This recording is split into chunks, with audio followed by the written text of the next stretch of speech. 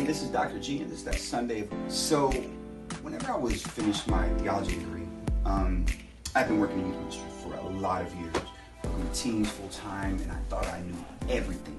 Here's the funny thing: finished my degree in theology, have all this head knowledge. I'm like, man, like I need to get across to people and so forth.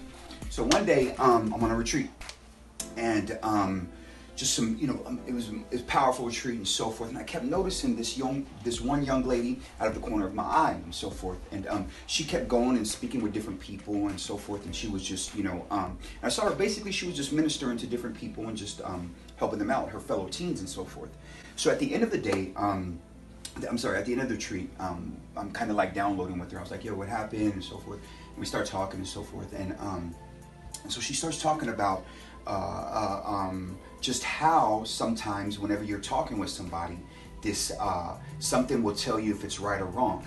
And I remember thinking, oh yeah, all my philosophical terms like the conscience, the active intellect from Thomas Aquinas and so forth. And I'm thinking of a way to, and I'm having this conversation in my head, Kevin Hart, don't judge me. But this little conversation, like you should tell her this, and so forth. And I remember I'm like sitting there talking, I was like, yeah, that thing in your mind, that kind of, that's a way of just, of connecting. And she stops me dead in what it is I'm saying. She said, I've called that through the years? I'm like, what?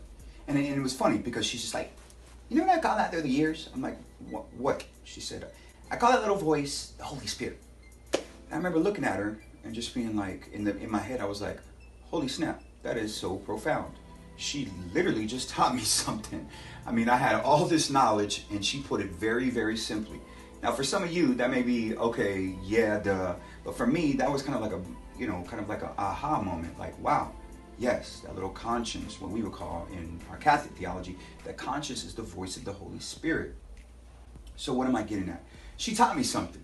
I learned a lot of stuff from my professors. I've had amazing professors, Dr. Michael Barber, some of the most influential theologians, Dr. Sherman, so forth.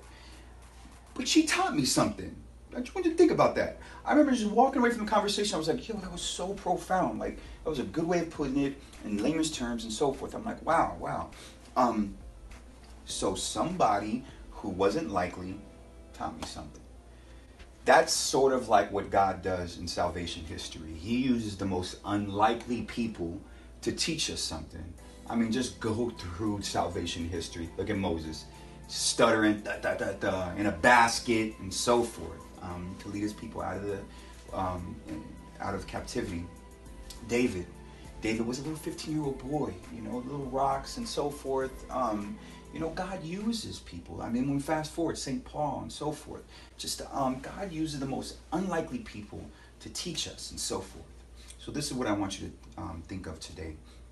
Who are some unlikely people that have helped you in your own spirituality and so forth? And how can you be an unlikely person, a quote-unquote unlikely person to another person to help them grow?